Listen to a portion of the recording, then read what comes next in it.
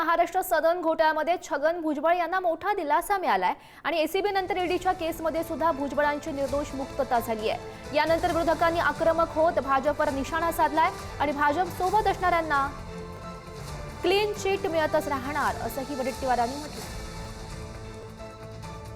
भुजबळांना clean chit भाजपनं दिली नाही असं परिणय फुके यावर म्हणतायत। महाराष्ट्र सदन घोटाळ्यामध्ये छगन भुजबळ यांना हा मोठा दिलासा मिळाल्याचं आपण बघू शकतो।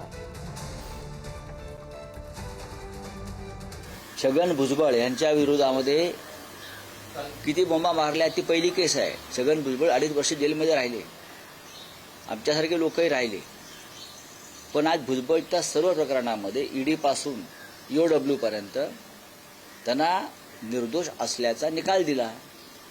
याबद्दल या राज्याच्या गृह खात्यानं आणि ईडीनं प्रायश्चित घेतलं पाहिजे। जे जे भाजप सोबत आहेत त्या सर्वांना भविष्यात क्लीन चिटच मिळत जाणार, कारण भाजपची खूप पॉवरफुल मशीन आहे।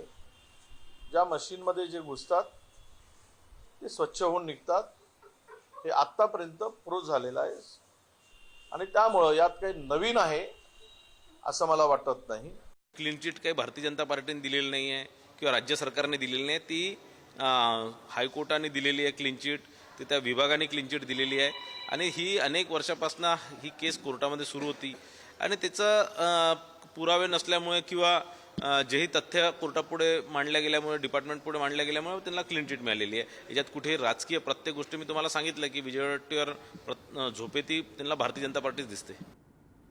सर्वजण जे आहे आनंदी आहेत, कारण का गेले 10 वर्ष जे आहे हे कोर्ट कचेऱ्याच्या माध्यमातून वेगवेगळ्या केसेस चालू होत्या आणि त्यातली मूळ केस जी ECBची होती त्याच्यातून जे आहे 2021 साली जे आहे आम्हाला डिस्चार्ज करण्यात आलं होतं आणि सुप्रीम कोर्टाच्या आधाराने हायकोर्टाने काही दिवसांपूर्वी अजून काही वेगळ्या केसेसमध्ये सुद्धा त्याच प्रकारे निकाल दिला होता आणि म्हणून त्याचा आधार घेऊन आम्ही कोर्टात जे आमची बाजू मांडली आणि कोर्टाने जी आहे आमची बाजू ऐकून जे आहे योग्य असं सत्याच्या बाजूने जो आहे तो निकाल दिलेला आहे।